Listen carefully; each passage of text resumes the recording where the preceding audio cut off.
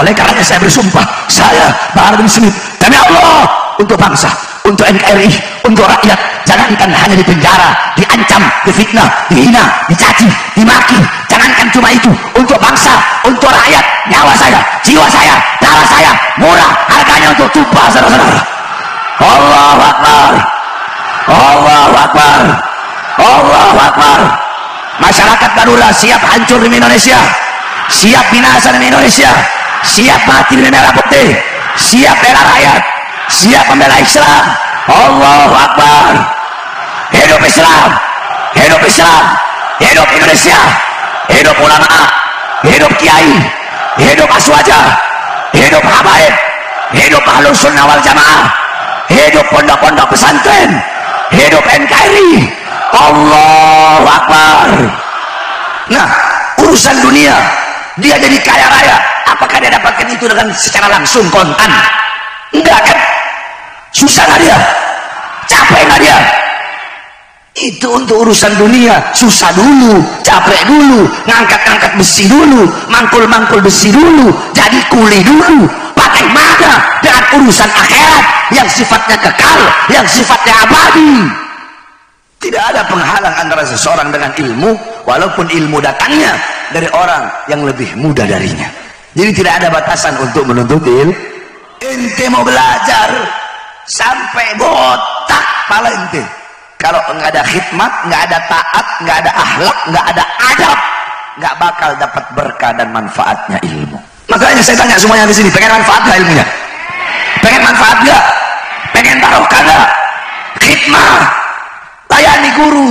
Gum lil muallimi wa fihi tabjila, kadal muallim an yakuna rasula. Berdirilah, sambut gurumu, berilah penghormatan, berilah taukir, pengagungan kepada gurumu. Kenapa? Karena hampir-hampir itu saya lagi jalan, saya lihat ini orang, kenapa kok motor-motor didorong, mogok apa kenapa ini? Saya kira mogok motornya, ternyata enggak. Saya tanya Haji Munir, itu kenapa kok motornya didorong? Iya beb, orang Madura akhlaknya begitu beb, kalau sama ulama sama habaib mereka enggak mau, enggak berani mereka naik di atas motor, makanya mereka dorong beb. Luar biasa, luar biasa adabnya. Ini saya lihat cuma di Madura. Jika kalian rela mengorbankan nyawa, mengorbankan jiwa demi urusan dunia, demi menjaga kepala desa kalian, maka bersumpahlah, berjanjilah, wahai masyarakat Madura, kalian harus lebih rela menumpahkan darah untuk menjaga ulama, kiai, dan habaib kita, saudara-saudara. Allahu Akbar, Allahu Akbar. Madura siap jaga ulama, siap jaga para ustaz, siap jaga para kiai, siap jaga para habaib. Allahu Akbar. Ayo saya tanya sekali lagi, yang jawab orang Madura bukan saya. Kalau ada orang ngaku orang Madura nggak percaya sama habaib, itu asli apa palsu? Asli apa palsu? Kenapa? Karena orang Madura dari dulu terkenal kecintaannya kepada para habaib, kepada anak cucu Rasulullah. Indonesia bukan milik partai manapun, bukan milik politik manapun, tetapi Indonesia adalah milik kita, bangsa dan rakyat Indonesia, saudara-saudara. Allahu Akbar, Allahu Akbar.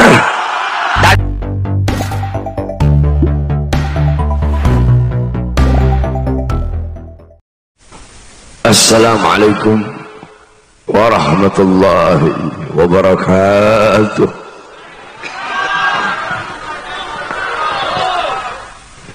Alhamdulillah, alhamdulillah al-qawi sultanuh, al-wadih al-burhanuh, al-mabsut fil wujud karamuhu wa ihsanuh.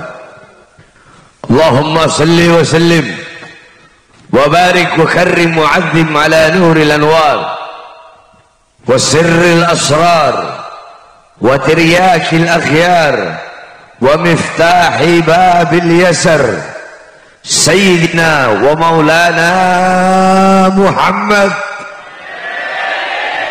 al-Mukhtar wa alihi al-athhar wa ashabihi al-akhyar adada ni'amillahi wa ifdalih, amma ba'd. Yang Yang saya cintai, yang saya muliakan, para alim ulama, para habaib, para kiai, para asatid, para tokoh masyarakat, segenap aparat pemerintah, wabil khusus pimpinan daripada pondok pesantren Al-Ghuraba, yaitu Kiai Haji Ahmad Zubair Zuhri. Mudah-mudahan Allah panjangkan umur beliau, Allah sehatkan jasmani dan ruhani beliau, Allah perkuat langkah kaki beliau di dalam menuntun murid-muridnya, di dalam menghidupkan Islam, menyebarkan dakwah, menjadi penyambung lidah Rasulullah, menjadi pemegang tongkat estafet perjuangan dakwah baginda Nabi besar Muhammad. Saya awalnya baru ini dengar ada pondok pesantren Al-Ghuraba. Tahu arti ghuraba? Apa artinya ghuraba? Orang yang asing. Itu secara lafaz, tetapi secara hakikat ghuraba, mereka adalah orang-orang yang mendapatkan petunjuk dari Allah di saat orang lain sedang tersesat. Mereka orang-orang yang dalam hatinya dipenuhi dengan cahaya Allah di saat orang-orang yang lain hatinya penuh dengan kegelapan.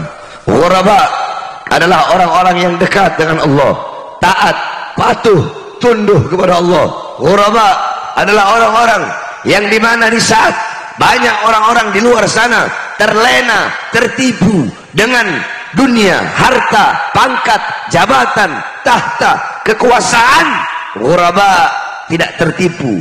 Ghuraba, mereka adalah orang-orang yang tidak tertipu. Mereka orang-orang yang memiliki iman yang kuat, yang patuh kepada Allah, taat kepada Rasulullah sallallahu alaihi wasallam. Mereka adalah orang-orang yang selamat dunia akhirat, bahagia dunia akhirat, jaya dunia akhirat, makmur dunia akhirat. Mereka adalah orang-orang pertama yang akan berjumpa dengan baginda Nabi besar Muhammad. Al-Ghuraba adalah orang-orang yang kelak di akhirat akan Nabi Muhammad beri minum langsung dengan tangan sucinya telaga Al-Haud, yang dimana ketika engkau meminumnya seteguk maka engkau tidak akan pernah kehausan selama-lamanya. Itulah Al-Ghuraba.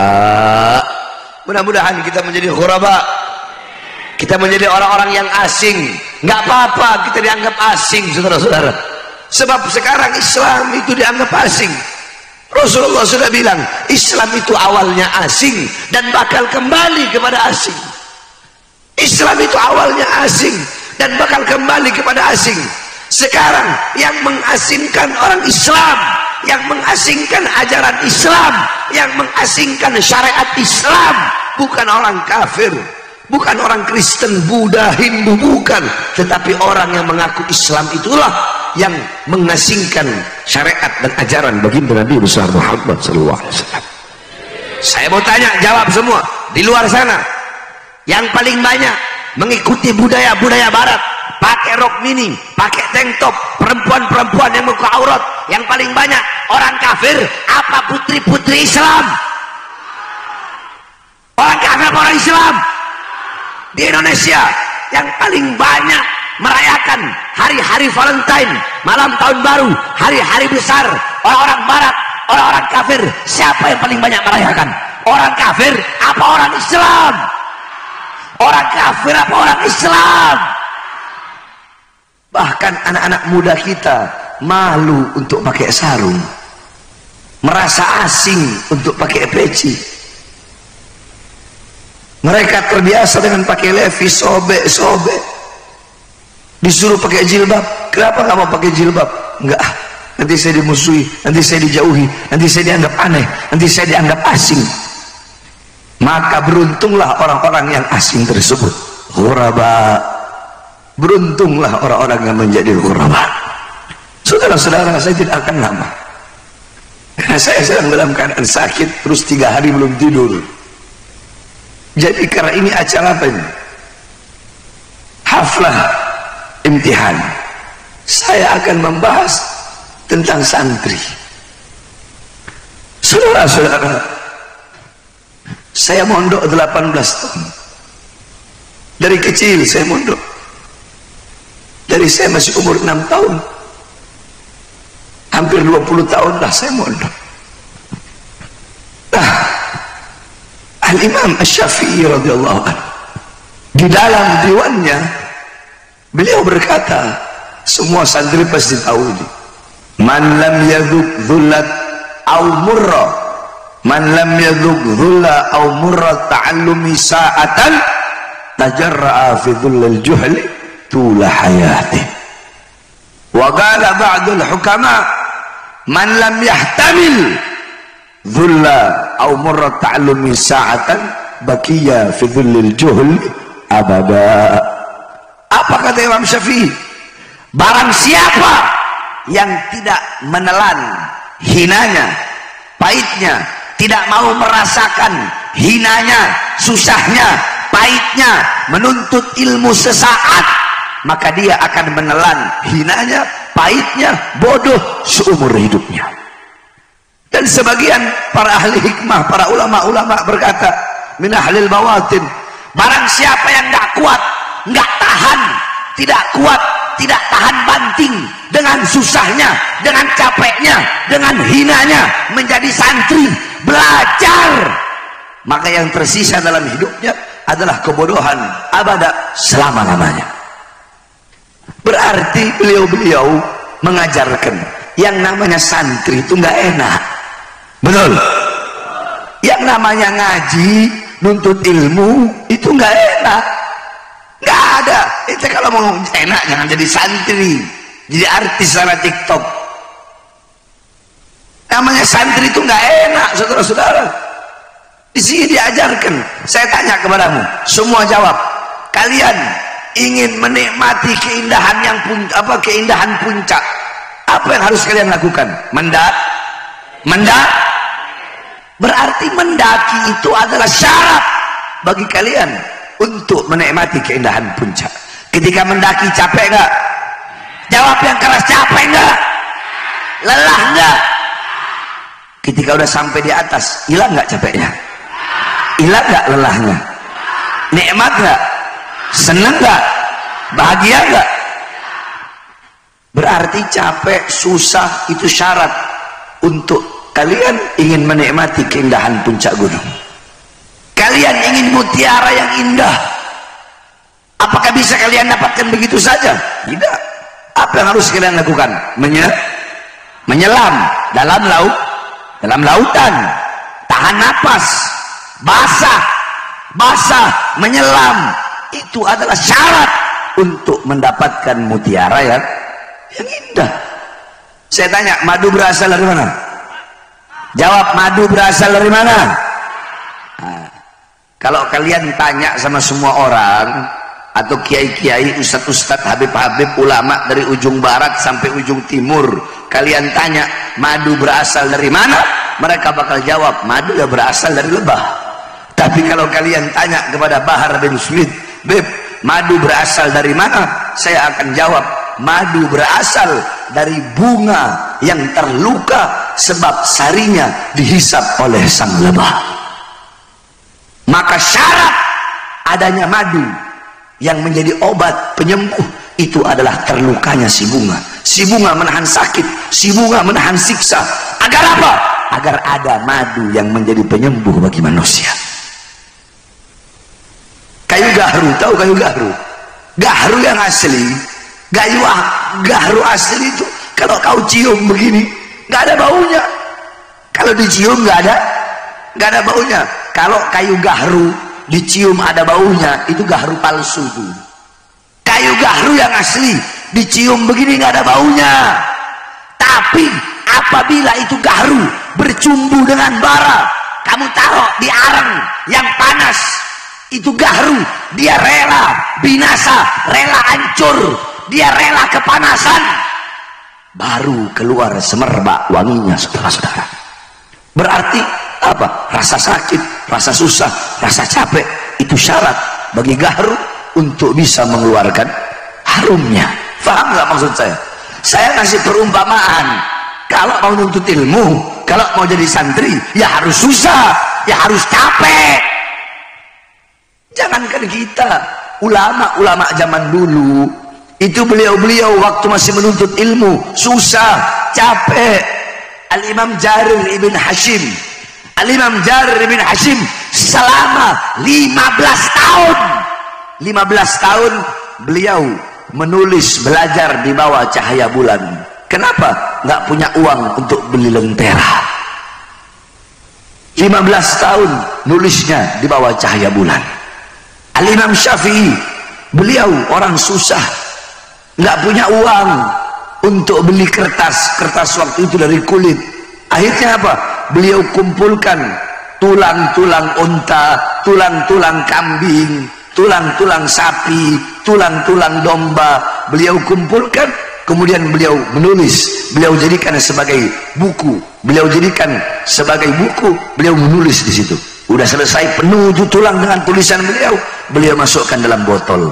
Penuh, beliau masukkan dalam botol, sehingga dalam riwayat kamar Imam Syafi'i penuh dengan kitab-kitab beliau, sampai-sampai Imam Syafi'i kalau tidur seperti ini.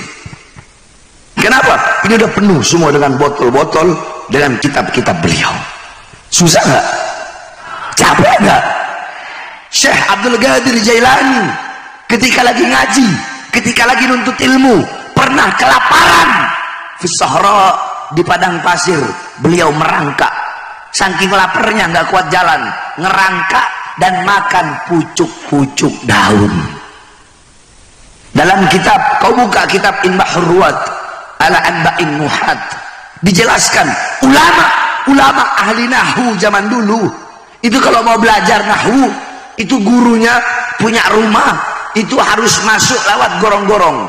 Jadi masuk lorong, masuk goa, masuk goa, itu goa makin hari makin sempit.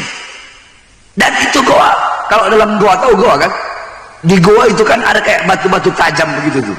Nah, jadi makin hari makin sempit. Ketika mereka para ahli nahwu ini keluar dari goa mau sampai depan rumah gurunya, semua kulit-kulit mereka lecet, keluar semua, berdarah semua, saudara-saudara.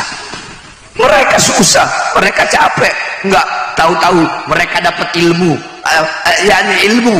Kau pikir ilmu itu didapatkan dengan enak-enakan, ya, dengan santai, dengan tenang. Terus kau pikir ilmu bisa didapatkan dengan harta, dengan garis keturunan. Kau punya bapak kiai, kakekmu kiai, kakek moyangmu kiai. Kenapa? Karena mereka belajar.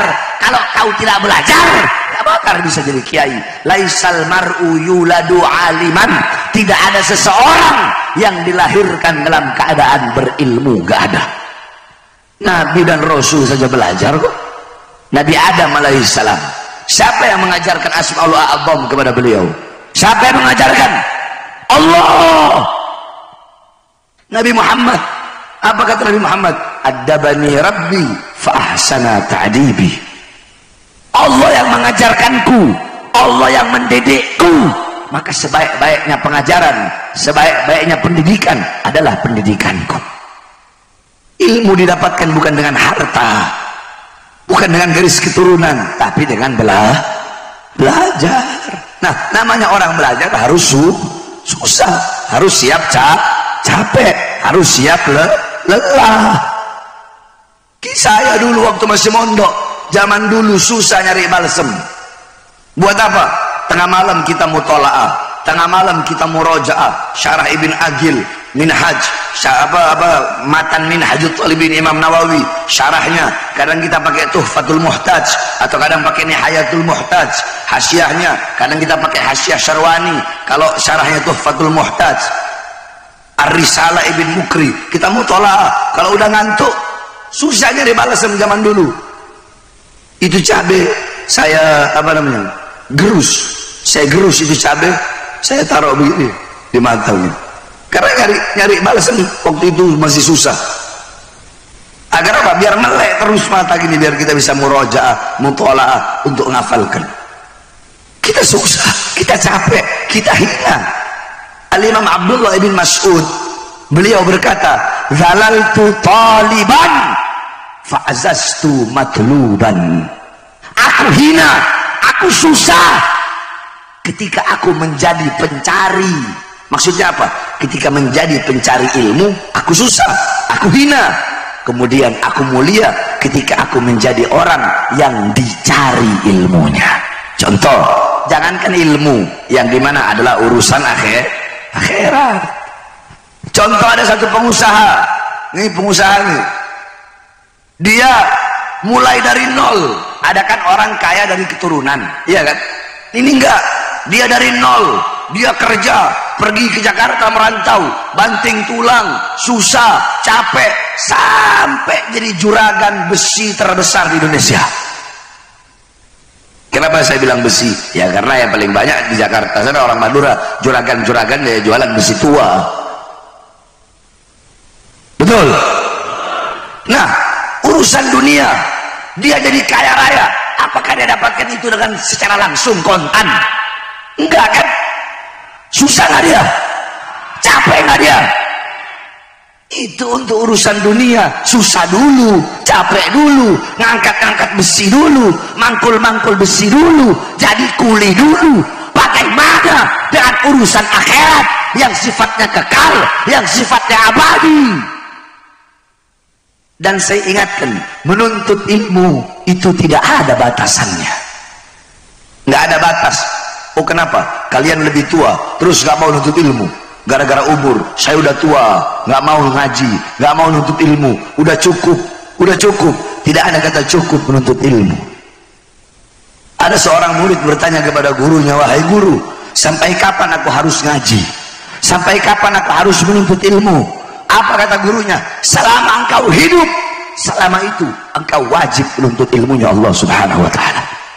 Jangankan kita nggak ada apa-apanya. Abuya Al-Imamul Akbar, Al-Imam Ahlus Sunnah wal Jamaah, Qurun 21, Imam Ahlus Sunnah wal Jamaah abad 21, Abuya Al-Imam Ad-Doktor As-Sayyid Al-Habib Muhammad bin Alwi Al-Maliki Al-Hasani. Siapa yang nggak kenal beliau? Hah? Beliau mencetak ulama-ulama besar di seluruh dunia. Beliau yang udah segitu alimnya, Imam Ahlus Sunnah wal Jamaah seluruh dunia. Tapi apa kata beliau? Sampai sekarang aku masih mencari guru kalau ada yang mau mengajarkan aku ilmu. Terus kita baru ilmu secuil udah ngerasa cukup. Barang siapa yang merasa dirinya telah sampai dalam ilmu, ingat kata-kata saya, barang siapa yang merasa cukup dengan ilmu, yang merasa dirinya telah sampai kepada suatu ilmu, maka dia telah merusak permulaannya. Faham kata-kata saya? Saya nggak mau bahas yang lain di sini, karena ini acara haflah. Kecuali acara lain, baru saya bahas perang. Beda. Masa acara haflah bahas jihad? Nggak mungkin saya. Tapi yang nggak tahu kalau nyambung-nyambungnya nanti ke situ. Betul? Betul? Tapi saya sebentar aja nggak lama ya. Capek saya.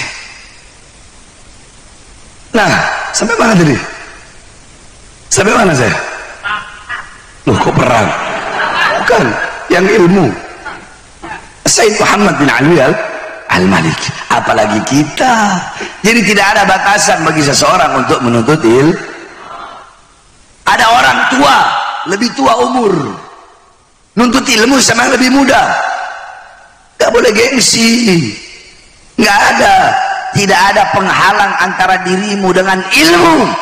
Walaupun ilmu datangnya dari seseorang yang lebih muda darimu, lebih muda usianya darimu, atau nasabnya tidak lebih mulia darimu. Contoh saya Habib, tapi saya dulu ngaji sama kiai. Saya ngaji nahwu, sorof, i'rab, i'lal, insya, balagha, bayan, ma'ani, mantik, munadharah. Itu saya belajar sama kiai, sama ustad. Tapi walaupun kalau dari garis turunan, ya saya lebih mulia, tapi beliau saya punya guru, tetap saya cium tangan beliau, tetap saya hormat, tetap saya ta'zim. Tidak ada penghalang antara seseorang dengan ilmu, walaupun ilmu datangnya dari orang yang lebih muda darinya. Jadi tidak ada batasan untuk menuntut ilmu. Kalian, oh beb, saya udah tua, nggak ada kata tua untuk menuntut ilmunya Allah Subhanahu Wa Taala. Oh beb, saya sibuk, saya kaya, sibuk ngurusin harta. Tidak ada kata kaya, tidak ada kata sibuk urus harta untuk menuntut ilmunya Allah Subhanahu wa ta'ala. Kalau bukan karena ilmu, mana bisa kau tahu mana halal, mana haram, mana baik, mana buruk, mana hak, mana batil.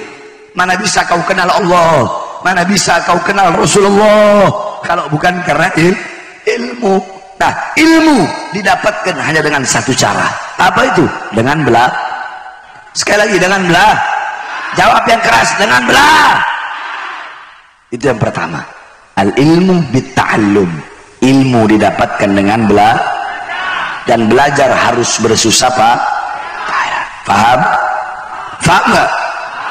Biar pulang dari sini bawa manfaat. Saya nggak mau ngasih sesuatu yang sia-sia. Paham nggak yang saya kasih, yang saya sampaikan ini? Paham ya? Itu yang pertama. Nah, yang kedua, kalau ilmu dengan belajar, ini sebenarnya nasihat buat santri-santri. Harusnya kiai santrinya kumpulin di sini. Ini nasihat khusus buat santri yang mondok sebenarnya ini. Tapi ya nggak apa-apa, kita di sini semua santri. Mau kiainya, mau ustadz, tetap santri. Saya sampai sekarang masih santri, menganggap diri saya santri.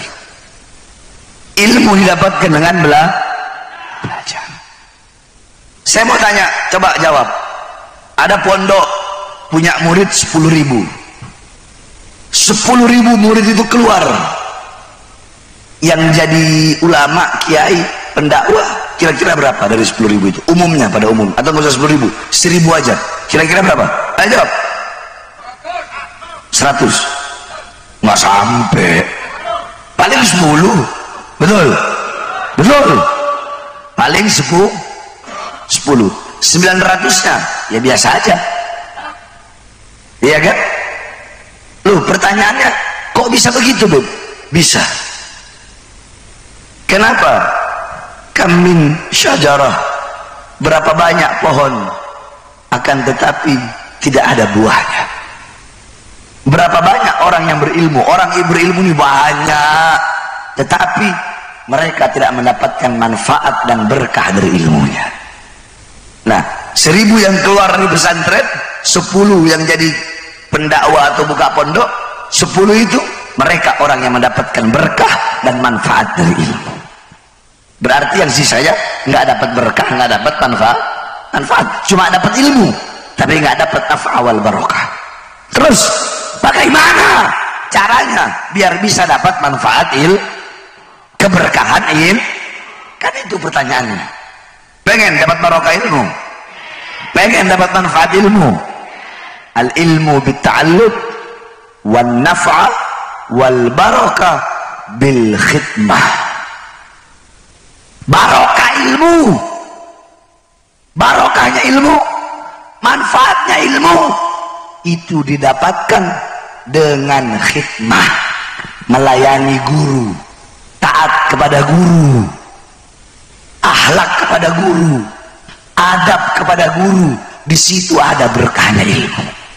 Abu Yamaniki bilang apa? Ahabbu ilayya, lebih aku cintai murid yang banyak khidmat, yang banyak baktinya daripada banyak belajarnya. Ente mau belajar sampai botak kepala ente, kalau nggak ada khidmat, nggak ada taat, nggak ada akhlak, nggak ada adab, nggak bakal dapat berkah dan manfaatnya ilmu. Satu contoh, kita ambil kiai dari Madura. Siapa beliau? Kiai Kholil Bangkalan. Satu waktu Kiai Kholil naik delman, saudara-saudara. Apa bahasa Maduranya delman? Dokar. Waktu Kiai Kholil lagi naik dokar, tiba-tiba Kiai Kholil nanya sama delman, sama yang apa, yang punya dokar itu apa? Siapa namanya? Hah? Usirnya itu. Syekhana Khalil tanya, ini kalau bahasa Maduranya kuda berasal dari mana, Pak? Jeren dari kemah. Gitulah, kurang lebihnya begitu. Jeren dari kemah.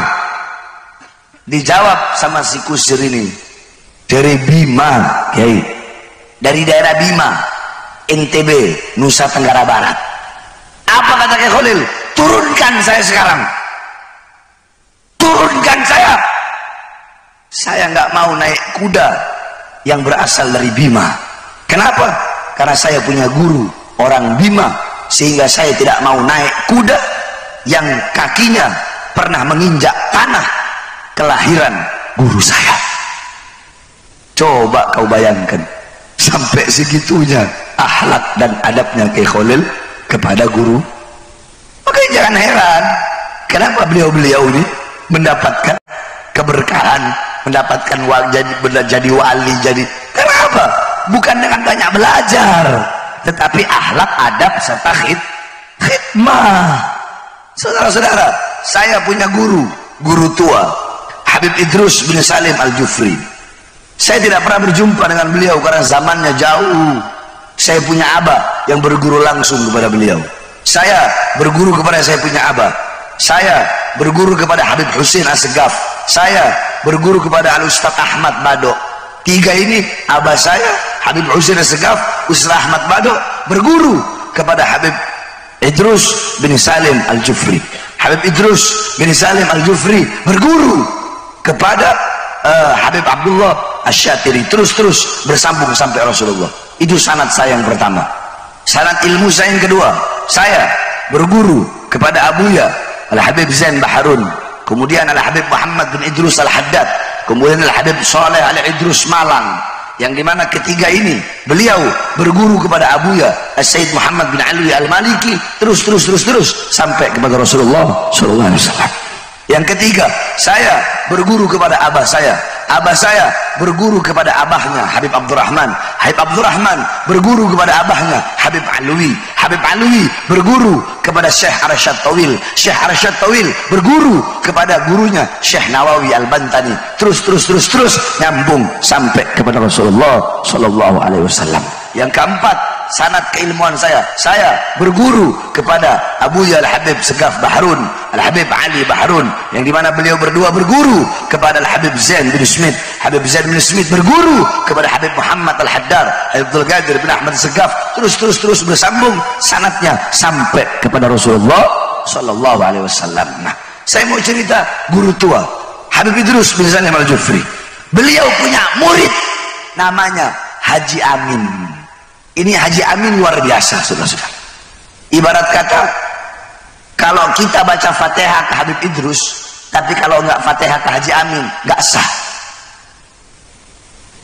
Haji Amin sedikit belajarnya, banyak khidmatnya. Itu dulu Al-Khairat nama pesantrennya. Atas itu tempat santri, di bawah kantornya Habib Idrus. Jadi Habib Idrus kalau panggil Haji Amin ini, Amin, ini Haji Amin loncat dari lantai 2 ke bawah. Loh, kenapa loncat? Ya, dia nggak mau lewat tangga. Kenapa? Dia tidak mau membuat Habib Idrus menunggu terlalu lama. Satu waktu Habib Idrus ajak dia untuk dakwah lewatlah laut. Di tengah laut, imamahnya Habib Idrus, tahu imamah yang pakai di kepala ini, imamah? Bukan, itu namanya imamah. Kalau sorban itu ini, taruh di sini rida ini sorban. Kalau di kepala namanya imamah. Imamahnya Habib Idrus jatuh ke laut, kena angin. Haji Amin nggak pakai disuruh, dia loncat di tengah laut. Dia loncat. Ketika dia loncat, dia naik lagi ke atas perahu. Ketika dia naik ke atas perahu, semua orang yang ada di perahu melongok melihat Haji Amin. Kenapa? Tidak ada setitik pun basah. Ternyata Haji Amin jalan di atas laut, saudara-saudara. Kenapa Haji Amin dapat keramat? Karena bakti dan taatnya kepada gurunya. Kiai Khalil Bangkalan, kembali lagi Kiai Khalil. Satu waktu ada satu orang santri, Kiai Khalil bilang, kamu saya kasih tugas berdiri di bawah pohon mangga ini. Kalau ada daun yang jatuh, kamu ambil, kamu buang. Ayo pakai bahasa Madura, saya nggak tahu bahasa Maduranya apa. Pokoknya begitulah. Lamun bede daun jatuh, kakek kalah, kakek buang. Itu perintahnya Kiai Khalil. Habis begitu Kiai Khalil pergi. Selama 5 hari mungkin Kiai Khalil pergi. Ketika Kiai Khalil balik lagi, duduk di teras rumahnya, hujan deras, petir. Kayak Khalil lihat ada satu orang anak santri yang sedang berdiri di bawah pohon mangga. Dipanggil, "Cong, Nina Cong." Datang ini anak. "Ngapain kamu hujan-hujanan begini, angin badai kok berdiri di bawah pohon mangga?" "Kiai, sempurna. 5 hari yang lalu Kiai kan nyuruh saya untuk ngambil daun mangga yang jatuh. Terus ya selama 5 hari itu saya nggak makan, nggak minum, nggak tidur, nungguin kalau daun mangga yang jatuh. Karena apa? Karena Kiai belum nyuruh saya berhenti." Ente mau cari di mana murid kayak begitu sekarang? Hah? Akhirnya apa kata Kiai Khalil? "Udah, kamu nggak usah belajar. Saya jamin kamu punya ilmu. Nggak usah kamu belajar. Saya jamin kamu jadi ulama besar." Ini Syekh Abu Bakar bin Salim. Ada satu orang mau belajar sama beliau. Kata beliau apa?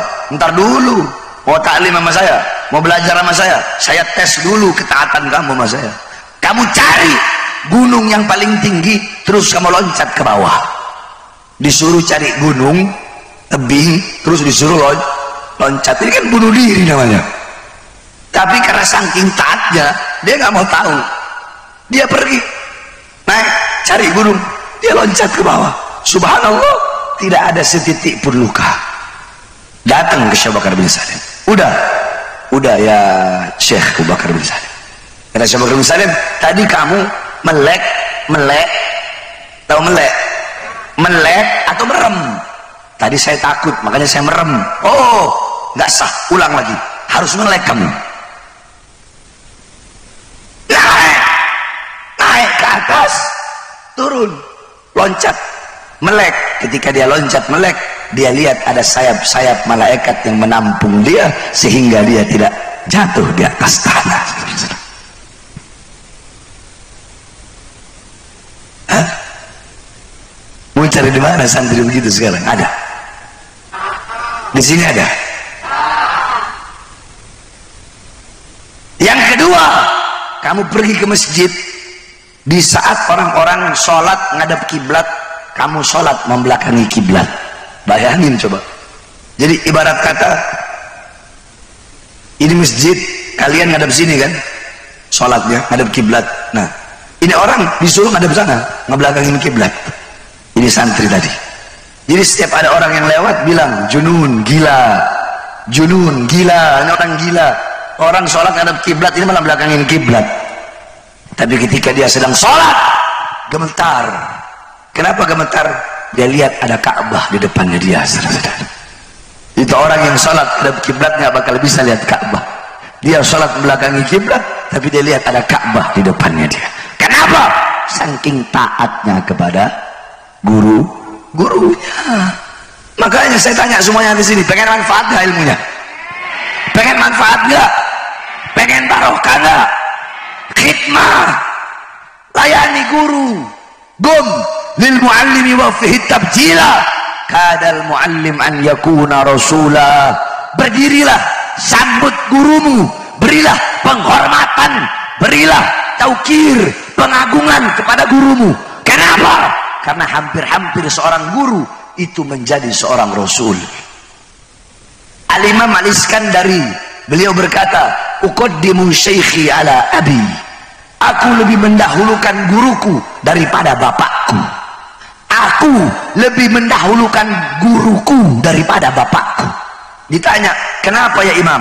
Dijawab sama beliau, "Lianna abi sababul hayatil faniyati wa syaikhi wa muallimi wa muaddibi wa mudarrisi wa ustadi sababul hayatil bakiyati."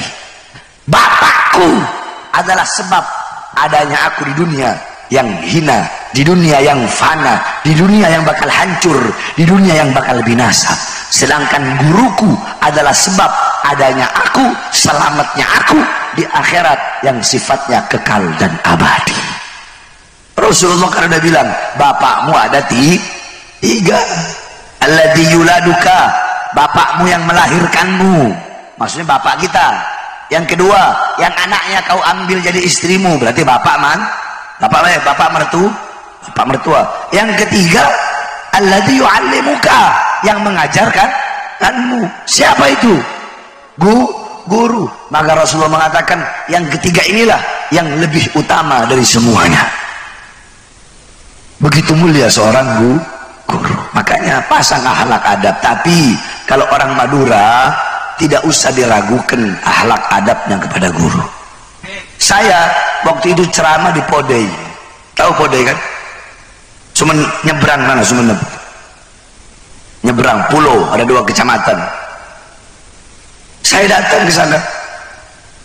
Saya kaget, itu awal kali saya ceramah di Madura itu di Podei. 2000 berapa? 2004 kalau nggak salah, 2003 gitu. Itu saya lagi jalan.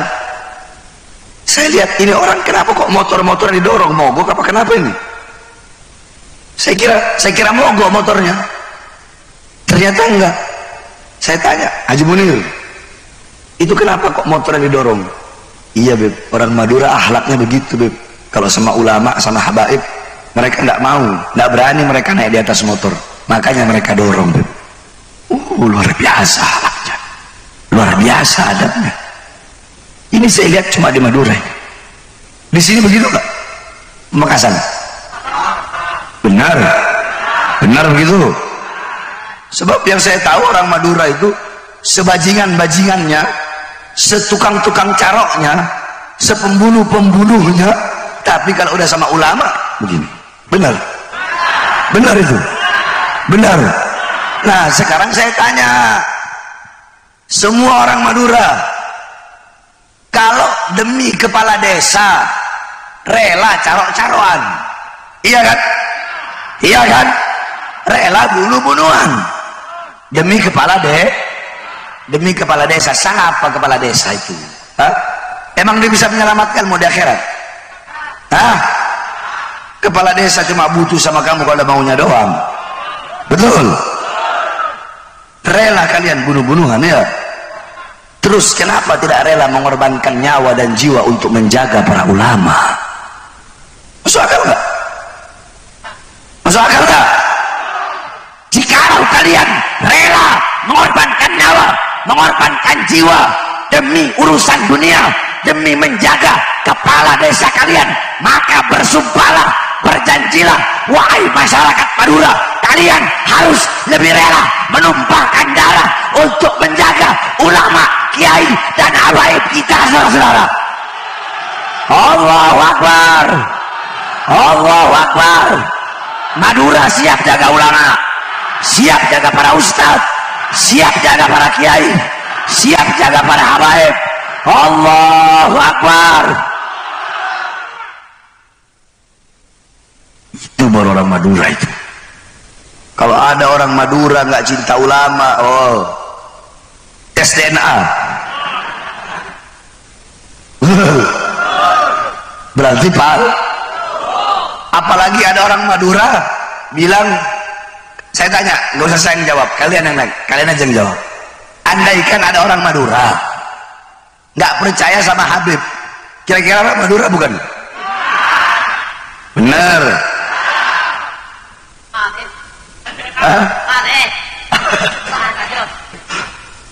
Ayo jawab dulu, saya mau dengar ini.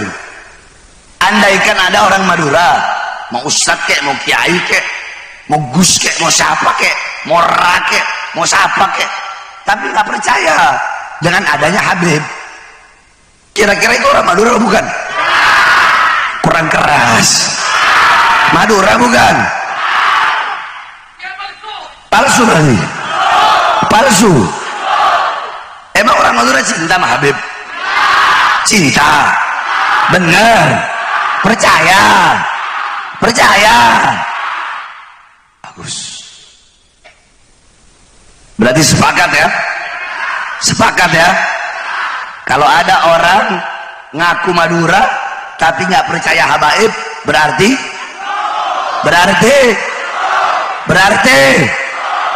yang ngomong bukan saya loh ya, yang ngomong orang Madura juga. Nanti saya lagi yang dituntut. Habib Bahar menyebarkan fitnah. Ayo saya tanya sekali lagi, yang jawab orang Madura bukan saya. Kalau ada orang ngaku orang Madura nggak percaya sama habaib, itu asli apa palsu? Asli apa palsu? Kenapa? Karena orang Madura dari dulu terkenal kecintaannya kepada para habaib, kepada anak cucu Rasulullah. Sampai-sampai Kiai Khalil bisa nyium baunya Habib kalau ada Habib mau datang. Kenapa bisa nyium? Kata Kiai Khalil, karena aku mencium bau Rasulullah dalam tubuhnya. Kalau ada orang Madura nggak cinta habaib, benar orang Madura, bener palsu ya, made in Cina. Betul. Nah, yang terakhir saudara-saudara, ini 2024 ini bentar lagi nih. Betul, bentar lagi 2024, musim pemilu, musim pemilihan. Ibu-ibu jawab, ibu-ibu yang jawab. Saya mengatakan banyak pejabat sekarang, mau RT, RW, lurah, camat, bupati, wali kota, gubernur, presiden, butuh sama rakyat, butuh sama masyarakat. Kalau lagi ada maunya doang. Benar apa salah? Betul apa salah? Benar apa salah? Betul apa salah? Sebelum jadi ini, saya berjanji memakmurkan rakyat. Saya berjanji mensejahterakan rakyat. Saya berjanji akan berlaku adil. Tetapi setelah jadi, yang makmur bukan rakyat, yang sejahtera bukan rakyat, yang makmur partainya, yang makmur kekuasaannya, yang sejahtera politiknya.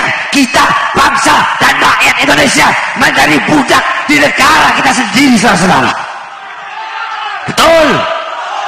Ibu-ibu, saya tanya, BBM naik enggak? BBM naik enggak? Beras naik enggak? Kebutuhan pokok naik enggak? Enak.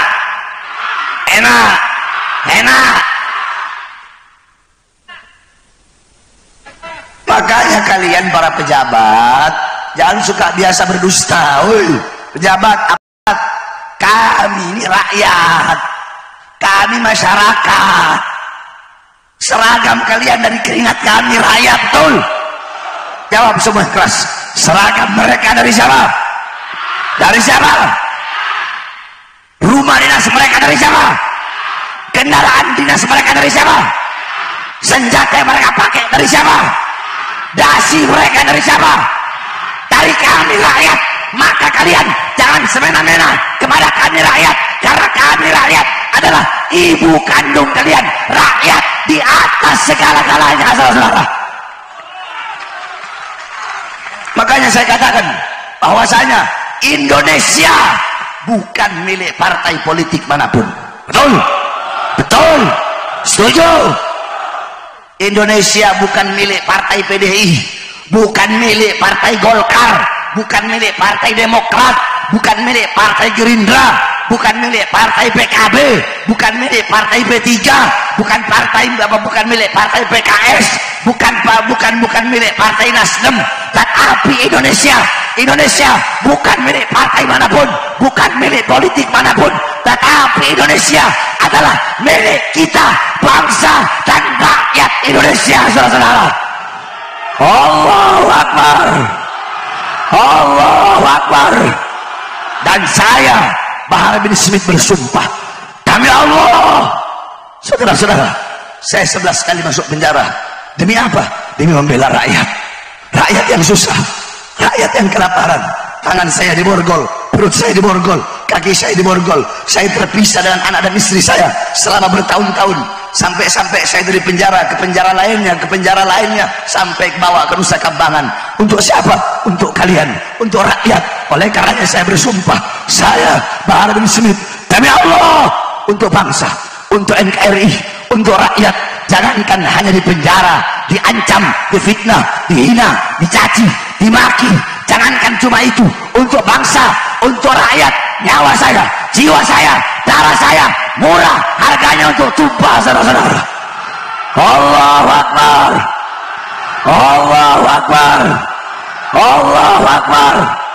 Masyarakat Madura siap hancur demi Indonesia. siap binasa demi Indonesia, siap mati demi merah putih, siap bela rakyat, siap membela Islam. Allahu Akbar. Hidup Islam, hidup Islam, hidup Indonesia, hidup ulama, hidup kiai, hidup aswaja, hidup habaib, hidup ahlus sunnah wal jamaah, hidup pondok-pondok pesantren, hidup NKRI. Allahu Akbar.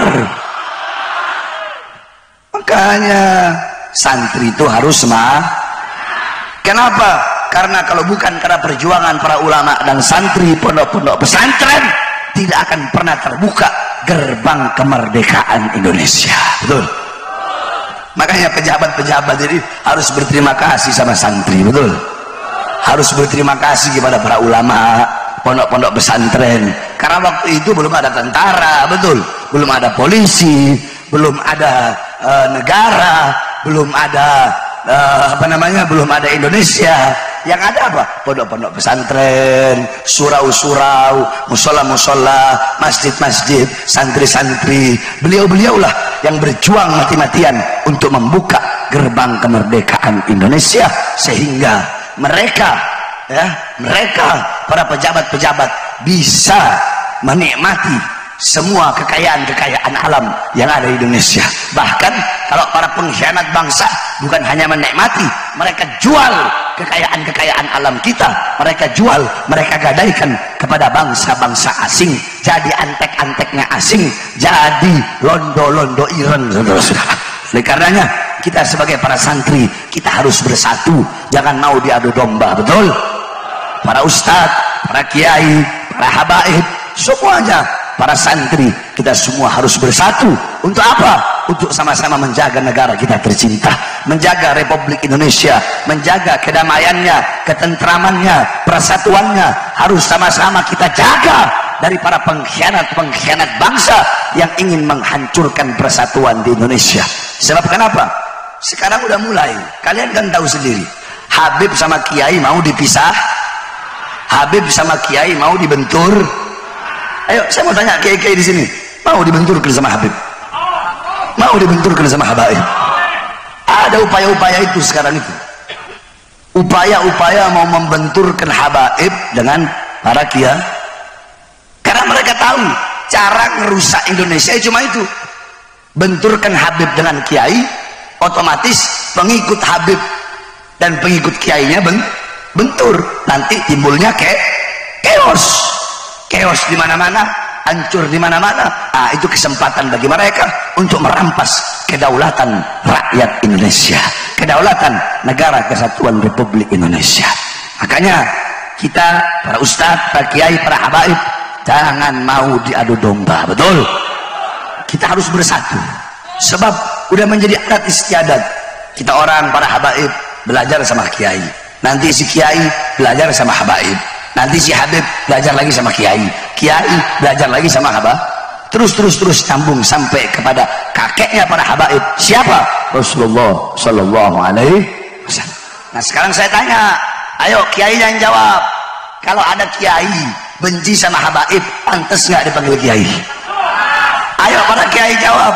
Kiai Madura pantas nggak? Nggak pantas. Punya ilmu itu? Punya ilmu nggak? Goblok apa pinter? Kalau ada kiai bilang Habib nggak ada, itu kiai pinter apa goblok? Belajar apa enggak? Makanya jangan ikuti yang kayak begitu. Betul? Itu hanya sebagian kecil saja, kebanyakan tidak seperti itu. Betul? Oleh karenanya kita doakan, mudah-mudahan beliau Kiai Haji Ahmad Zubairi sebagai pengasuh Ponpes Al-Ghuraba, mudah-mudahan Allah panjangkan umur beliau, beserta semua para kiai-kiai, para masyayikh, para kiai, para ajengan, para ustadz, para lora yang ada di sini semua. Saya doakan Allah panjangkan umur antum semua, Allah permudah urusan dunia akhiratnya, Allah perkuat langkahan kakinya dalam berdakwah di jalan Allah Subhanahu wa taala.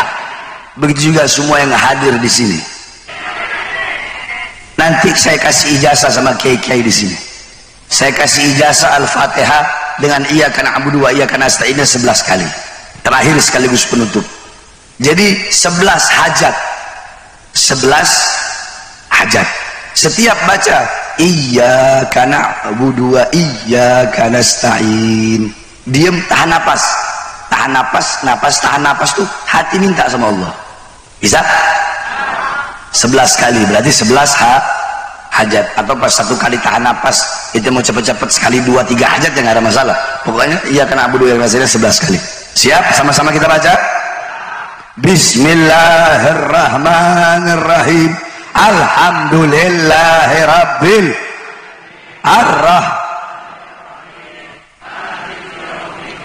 iyyaka na'budu wa iyyaka nasta'in.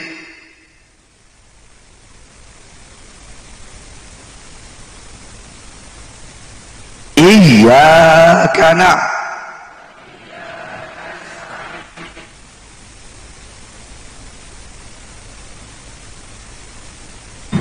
iyyaka na'budu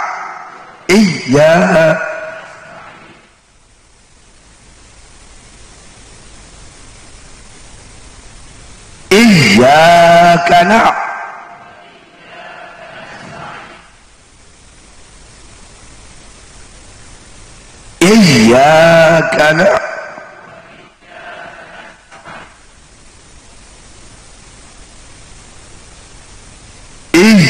iyyaka na'budu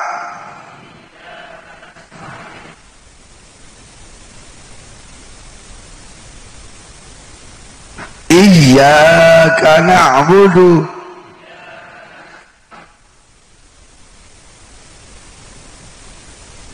iyyaka na'budu wa iyyaka nasta'in. Iyyaka na'budu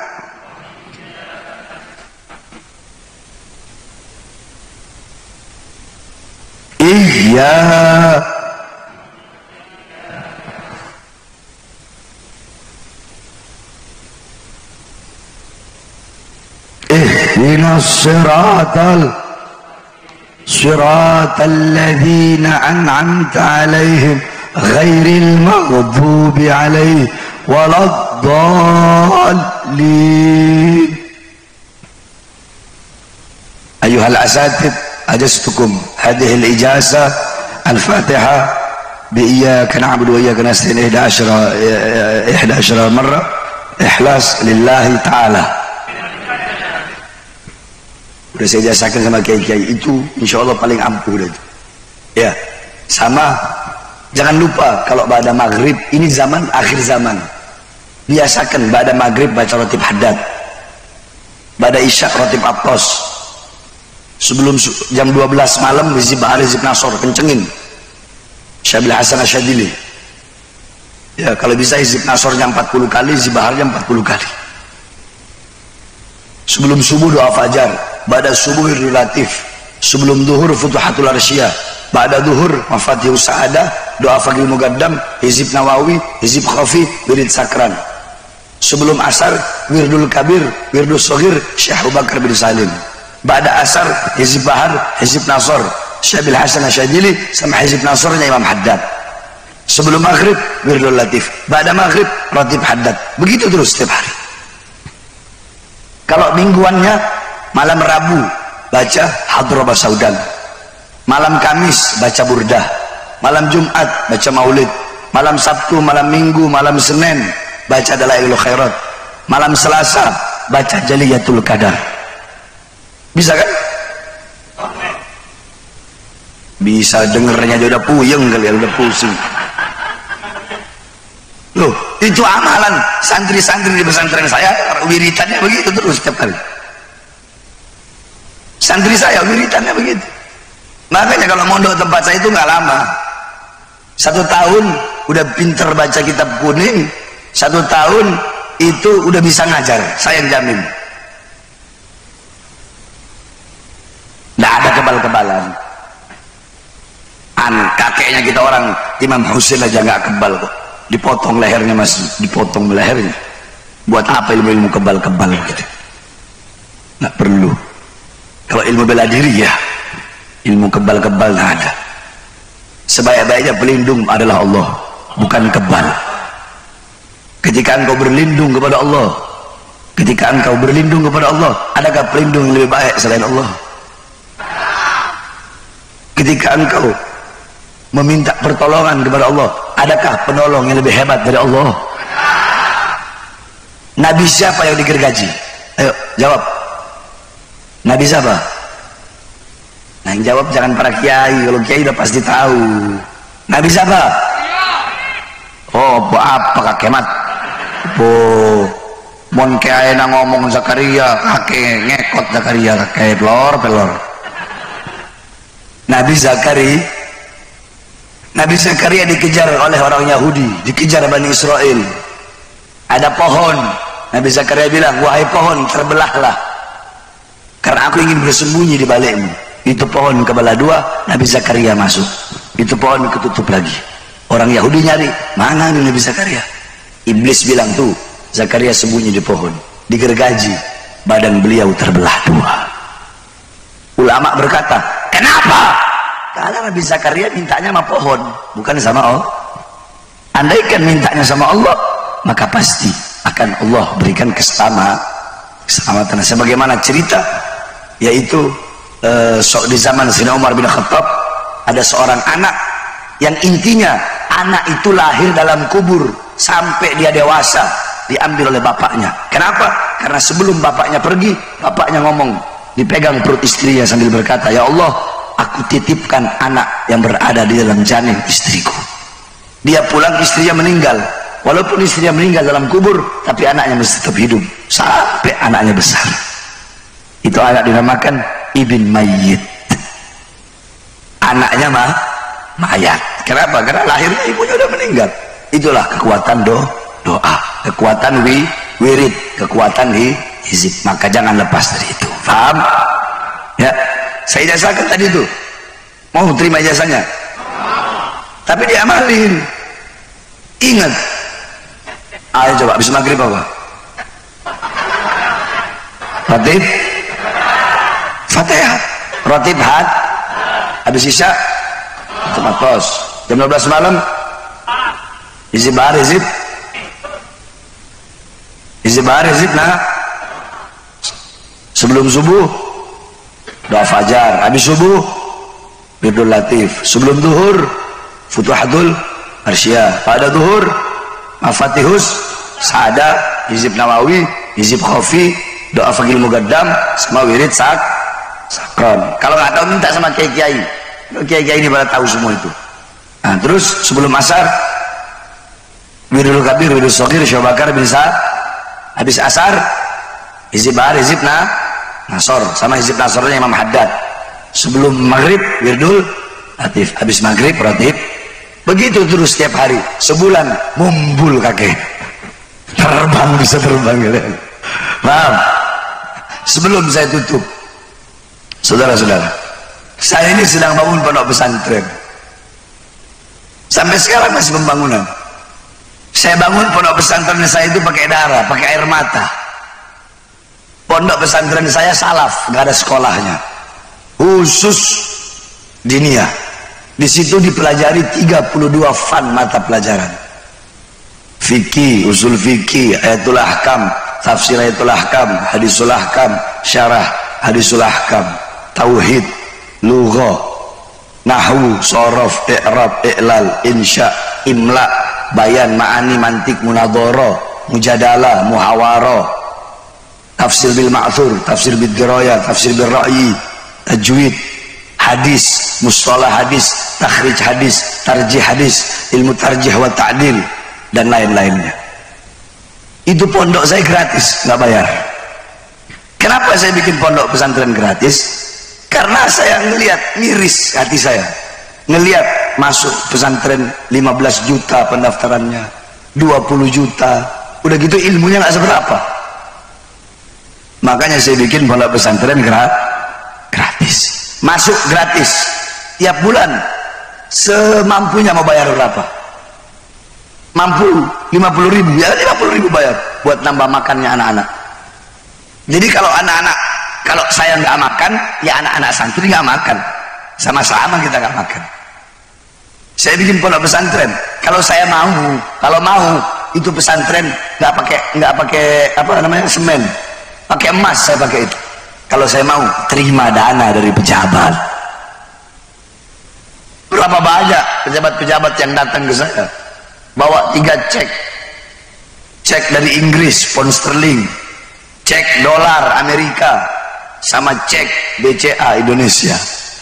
Beb, Habib mau berapa? Puluh triliun, ratus triliun, tulis.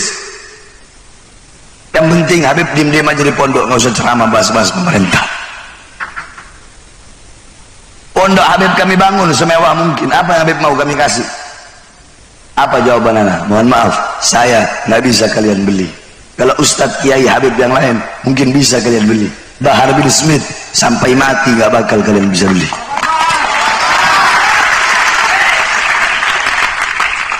Makanya saya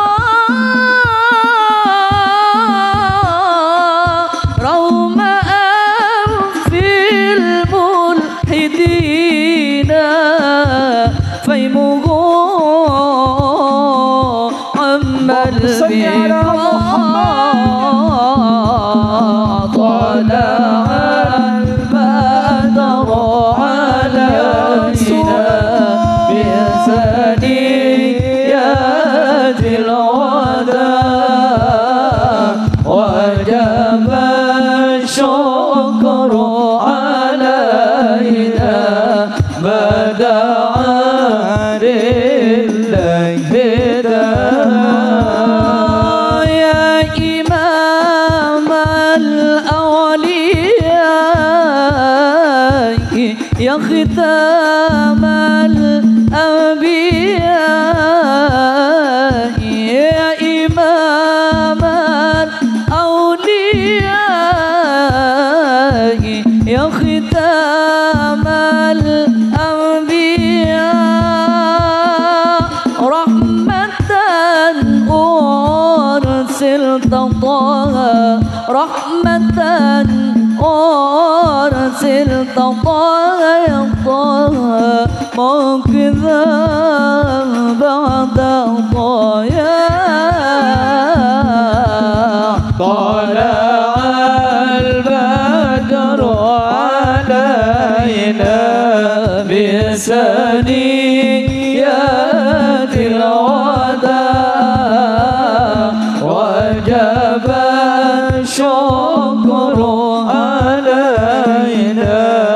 بدا لله ذا أيها المبعوث فينا جئت بالأمر المطاع جئت شرفت المدينة يا مرحبا يا